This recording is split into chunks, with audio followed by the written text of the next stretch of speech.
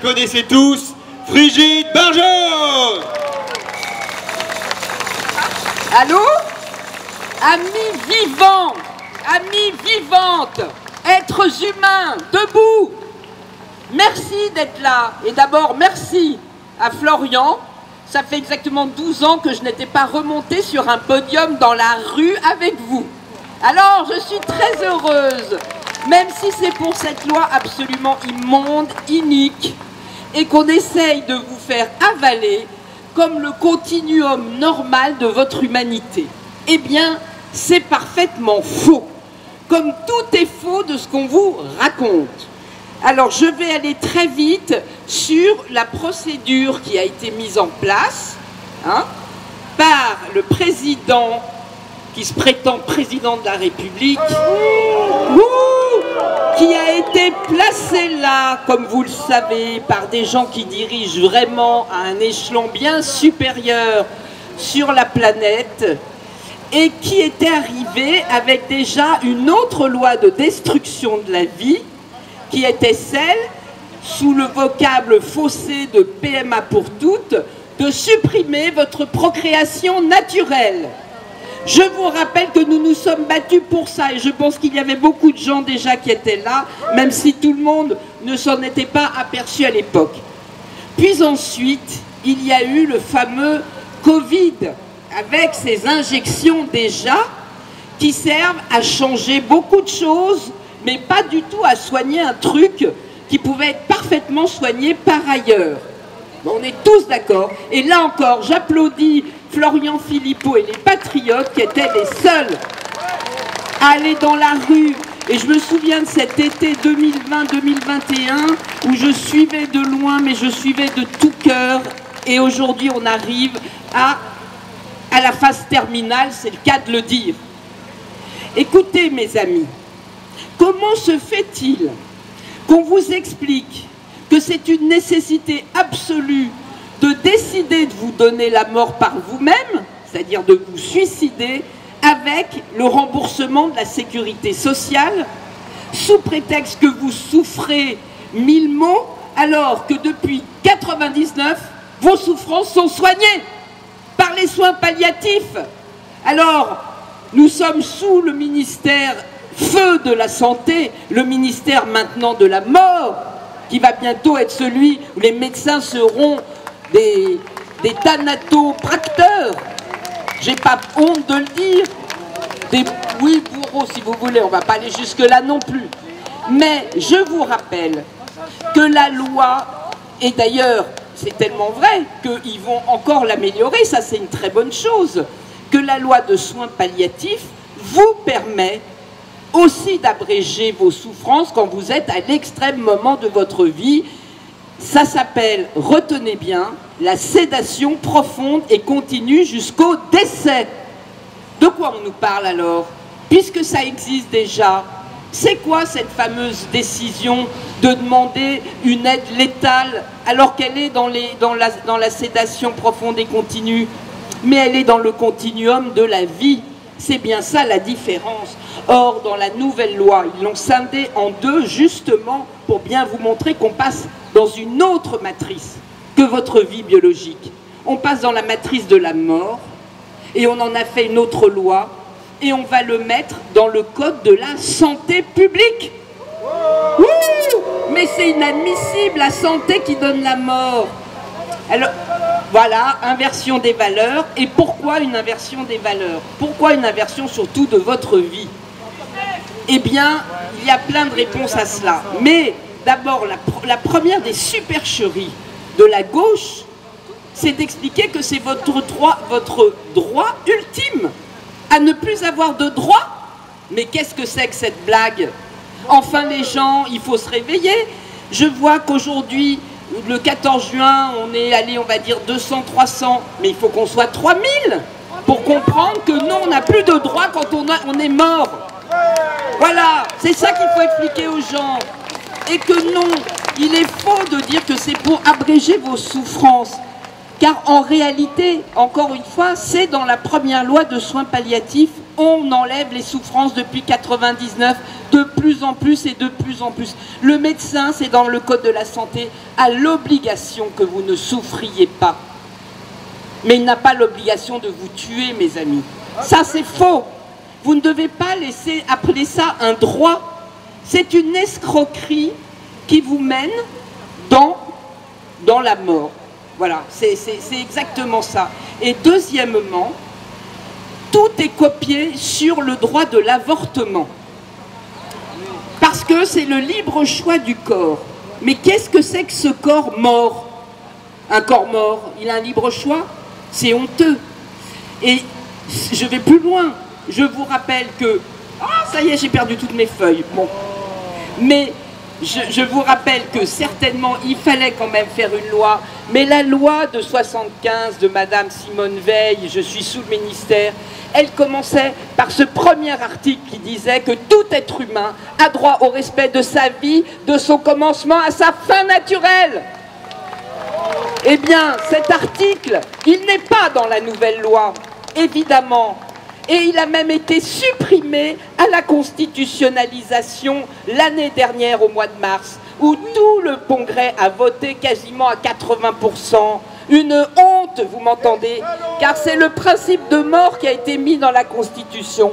Mais parallèlement, est-ce qu'on a enlevé le fait qu'un criminel, on n'a pas le droit de le mettre à mort? Eh ben non, eh ben non. Donc ce sont bien les innocents aujourd'hui qui sont condamnés par cette nouvelle loi, sous prétexte que ça soit un de leurs droits. Et ce petit amas de cellules qu'on fait disparaître, eh bien finalement vous allez être un gros amas de cellules vous-même, puisque vous allez être soumis au délit d'entrave de la même façon si vous essayez de dire à quelqu'un ma grand-mère ou mon ami malade ou quelqu'un de très dépressif, parce que vous verrez que les dépressifs seront dans la loi, vous verrez. Eh bien, quand on dira, on peut t'apporter de quoi? Du réconfort, de l'amour, du rigolal, enfin ce que tu veux, mais pas une dose létale, vous pourrez être poursuivi, 2 ans d'emprisonnement, 30 000 € d'amende, comme pour l'avortement. Vous êtes un gros amas de cellules, vous n'êtes plus des êtres humains, mes amis. Alors, vous êtes les premiers, vous êtes les prémices de la grande résistance de la vie. Je vous félicite, bravo aux résistants de la vie. Et comme je ne vais pas accaparer tout... Non mais, les vrais résistants, Florian Philippot, il est issu d'un mouvement gaulliste. D'ailleurs, je crois que tu es toujours gaulliste, enfin plus ou moins. Oui, il fait oui, bon, je me trompe pas trop. C'est la résistance pour la France, et maintenant c'est la résistance pour la vie. Et je vais terminer en 2 mots. D'abord, pourquoi on vous enlève la vie? Parce que, comme dit Laurent Alexandre, vous êtes obsolètes. Parce que, aujourd'hui, il y aura trop de personnes âgées improductives, d'après leurs termes, et pas assez, puisqu'ils ont déjà organisé la dénatalité depuis 40 ans, et que nous y sommes, notamment avec cette fameuse FIV anonyme pour des femmes fertiles. Ça s'appelle stériliser. En principe, on met un truc de personnes malades, stériles, pour des fertiles. Bah, je suis désolée, on les traite comme des stériles. Voilà, ça, moi, j'ai pas d'autre façon de penser les choses. Ce qui n'empêche pas qu'il est tout à fait normal que des femmes qui vivent entre elles, là, je veux aussi tordre le cou à tout ce qu'on a dit sur ma supposée homophobie qui est totalement fausse, puisque j'ai toujours dit que les couples de même sexe avaient tout à fait le droit et d'avoir des enfants et de les élever, mais pour les obtenir, les faire, il fallait un sexe opposé. Or voilà, ça s'appelle la coparentalité, et on s'est toujours battu pour ça, l'amour pour tous. Donc ça n'a rien d'homophobe. Bon, et donc j'en reviens à aujourd'hui, vous les résistants. Il faut que vous compreniez bien, c'est parce qu'aujourd'hui, un robot avec une intelligence qui va devenir super intelligente sera beaucoup plus, coûtera beaucoup moins cher que de conserver votre grand-mère dans un lit d'hôpital ou même à la maison. Eh bien ça, salut Christine, eh bien ça n'est pas admissible, vous m'entendez? Votre vie n'a pas de prix. Votre vie n'a pas de prix. Votre vie est première, chers amis. Alors, dernière chose, où en sommes-nous pour nous battre? On nous a dit qu'au Sénat, ça arriverait en septembre-octobre. Eh bien, la loi est déjà à la commission du Sénat. Ils ont déjà auditionné monsieur Jean Leonetti, qui est le père des soins palliatifs et de la sédation profonde et continue jusqu'au décès, qui peut provoquer le décès. Et d'ailleurs, je vous rappelle que en soins palliatifs, les médecins vous disent, si vous faites un bolus de plus de morphine, vous pouvez y passer. On le sait. Et ça se passe quelquefois. Et on n'est pas poursuivi. Alors de quoi nous parlons-nous? De quoi est-ce qu'il nous parle? Si vraiment on n'en peut plus, on sait très bien qu'en palliatif, la sédation, elle peut hâter le décès. Donc, pour vous dire que c'est la deuxième loi qui ne va pas, qui vous fait sortir de votre humanité naturelle, parce qu'en fait, vous êtes surnuméraire et obsolète. Donc ça n'est pas admissible, et aujourd'hui, c'est au Sénat que ça va se jouer. Or, il s'avère que les sénateurs sont plutôt plus majoritaires au Sénat qu'à l'Assemblée nationale pour être contre, puisqu'il y a plus quand même de LR qui ont pas mal voté quand même, hein, et même si le RN a été très défaillant, il y a eu 19 pour, il y a quand même eu 101 contre, enfin je ne sais pas combien, enfin beaucoup. Mais il faut absolument regarder la constitution du Sénat, et mesdames, mesdemoiselles et messieurs, c'est dès maintenant qu'il faut leur écrire et leur dire que vous avez compris. Parce que c'est maintenant, ils vont vouloir que les vacances vous endorment et ça passera en septembre ou en octobre quand vous ne serez plus encore là-dedans. Surtout avec la guerre qui vient. Or, pour faire mourir, il y a deux façons. On fait la guerre ou on fait la loi. Mais la loi, c'est la première et c'est inadmissible. Donc, les sénateurs, on leur écrit. Si vous voulez les adresses, tout ça, vous pouvez venir sur notre site, vous viendrez me voir, on vous donnera les adresses.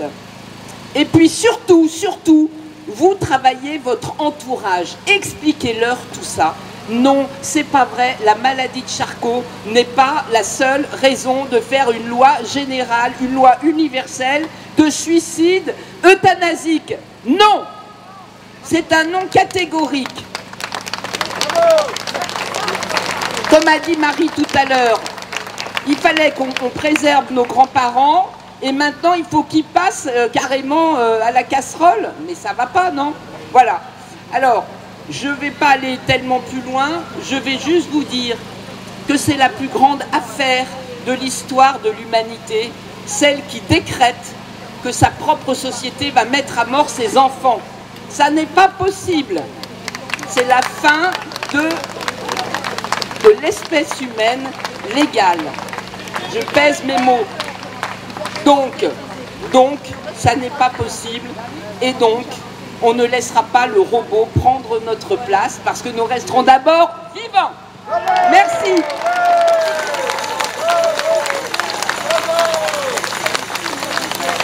Bonjour, monsieur.